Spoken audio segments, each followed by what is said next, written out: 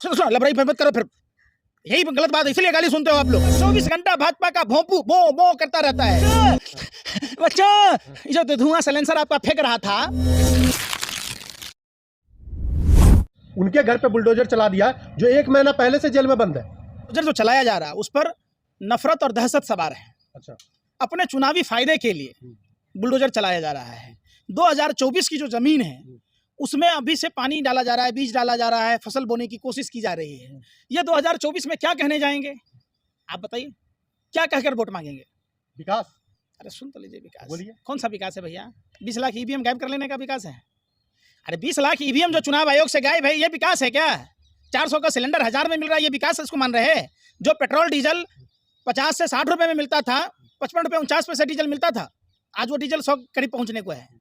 नींबू जो नजरबट्टा लगाने का काम आता था, वो नींबू भी अब इतना महंगा हो गया, जो गर्मी में लोग नींबू पानी पी के गुजारा करते थे, उसको भी मोदी जी की नजर लग गई। ये विकास आप तो मेरा कहना ये है कि अगर महंगाई है तो जनता खुद क्यों नहीं आ रही रोड पे?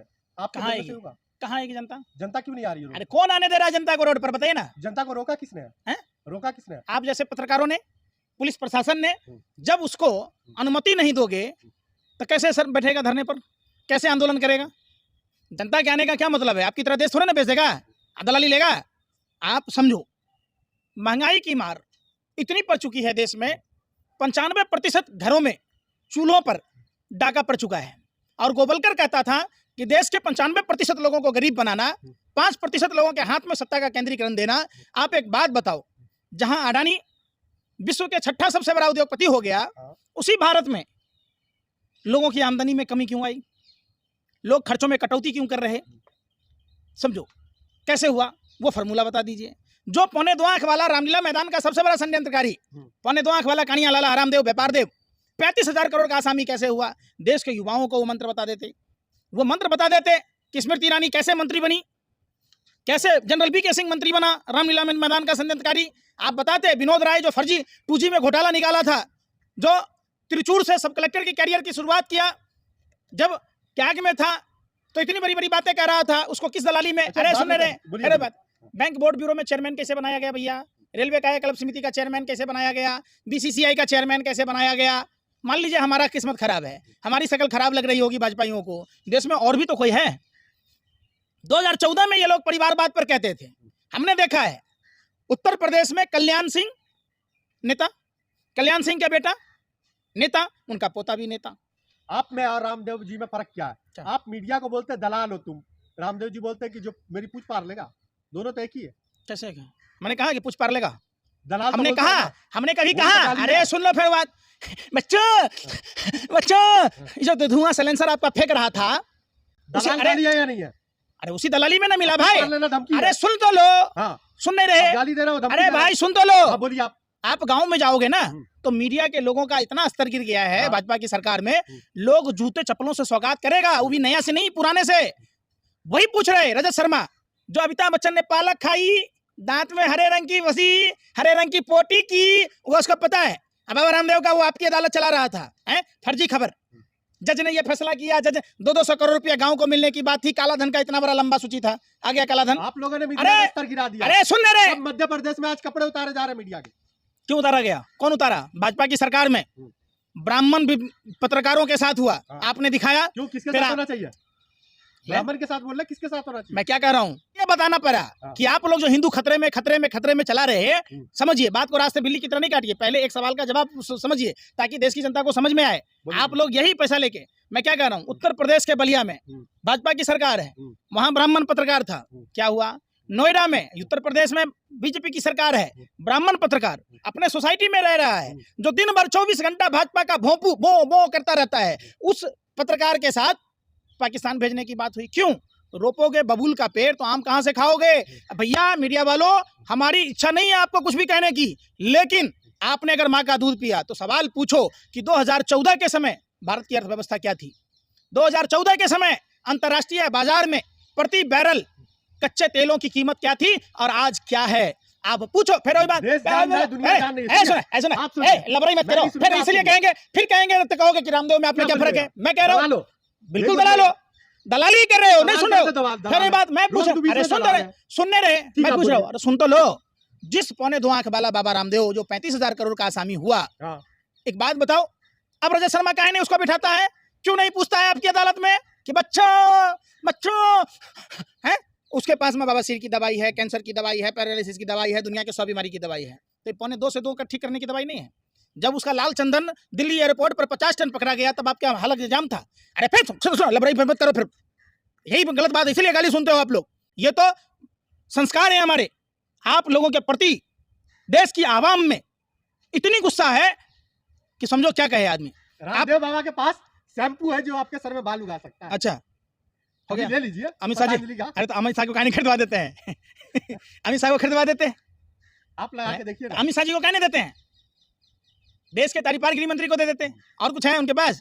लाखों बरस पुराना हिमालय की गोद से। कितना बेवकूफ बनाते हो आप लोग। आप बाबा रामदेव, फिर सारे मीडिया का ही कमाल है ना। अच्छा। लाखों बरस योग करो, काम छोड़ो, योग करो। पूरा भारत को काम छोड़वा दिया, बंद करा दिया, और योग करते करते व्यापारी हो गया। रुचि सोया गोल्ड का कितना पैसा बैंकों ने एनपीए किया। उनको जो जमीन दिया गया, सरकारी जमीन किसको दिया जाता है? शिक्षा के लिए, स्वास्थ्य के लिए दिया जाना चाहिए, कि किसी को अरबपति बनने के लिए, 35,000 करोड़ का आसामी बनने के लिए। आप बताओ ना, बताओ, ये मीडिया का सवाल है ना पूछना भाई। जहां लोगों के कोरोना काल में 200 रुपए की ट्रेन की टिकट नहीं मुहैया कराई गई, वहां अमित शाह के बेटे जैसे लोगों को, 2.25 आंख वाला कानिया लाला हरामदेव, व्यापार देव जैसे लोग, रुचि सोया गोल्ड का कितना पैसा माफ किया गया, तो नहीं बोलोगे। देश के किसानों को माफ करने के लिए पैसा नहीं है। अडानी के 12,770 करोड़ रुपए माफ कर दिए गए, तो वो नहीं अरबपति बनेगा तो कौन मैं बनूंगा? अच्छा पंकज जी, फिर सवाल, अभी सवाल मैं कैसे मान लिया? अरे फिर वही बात सुनोगे क्या? क्या थी? जय जियो जनार्दन। आज जियो का क्या रेट है? फ्री में दे रहे थे, अब 28 दिन का पैकेज हो गया। जियो को फायदा पहुंचाने के लिए 12 महीने का साल होता था, उसको 13 महीने का साल बना दिया आपने। जो फ्री में आपने कनेक्शन दिया था उसको कितना बढ़ाते गए। डोना के भी पैसा ले रहे, पूरी के भी ले रहे, खरा होने का भी ले रहे।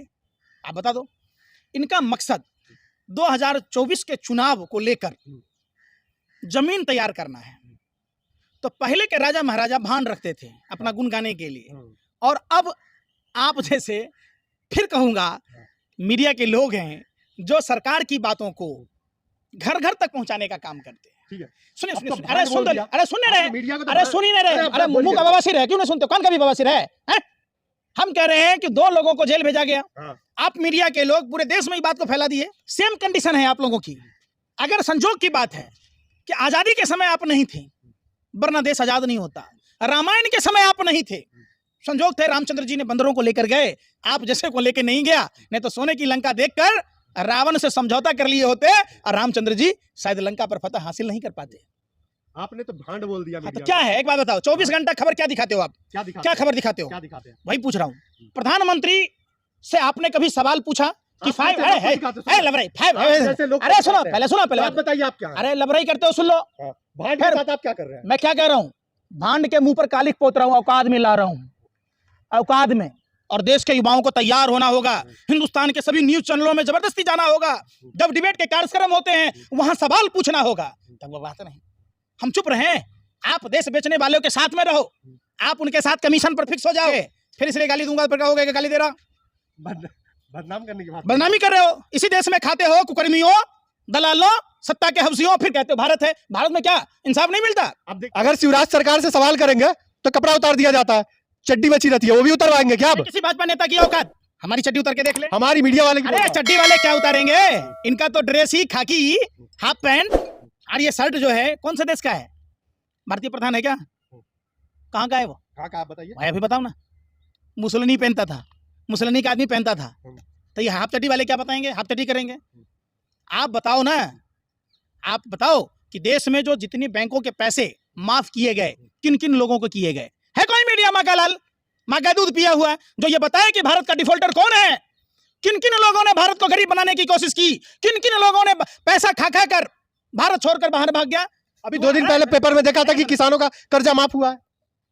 नीरव मोदी का नहीं दिखा, मेहुल चौकसी का नहीं दिखा, ऋषि अग्रवाल का नहीं दिखा, विजय माल्या का नहीं दिखा। नहीं है ना। हमारी तुलना जहां 2014 में अमेरिका से होती थी, जहां चाइना से होती थी, जहां जापान और रशिया से होती थी, अब तुलना हमारी होने लग गई। मोदी जी की सरकार, फेल्योर सरकार। 2014 का भारत, खुशहाल भारत, उस भारत को भाजपा आरएसएस की नजर लग गई और भाजपा के आरएसएस के नेताओं ने एक साजिशन भारत को गर्त में ढकेल दिया। जिस भारत की पूरे वर्ल्ड में डंका बजता था, उस भारत की दुर्दशा के जिम्मेदार भाजपा आरएसएस के लोग हैं।